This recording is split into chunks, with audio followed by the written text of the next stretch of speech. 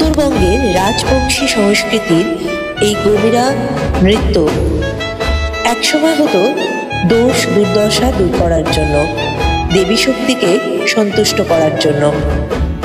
সময় বদলেছে, রীতি বদলেছে, এই নৃত্য আজও বেঁচে আছে।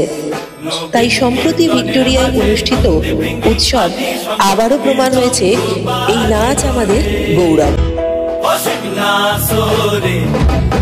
নবীন কীর্তনের মাঝে নন্দী ভৃঙ্গি আদি সঙ্গ মৃদঙ্গ বাজিল রে, শিব নাচে পার্বতী নাচে রে, ও ভাই রে আরো নাচে কুসে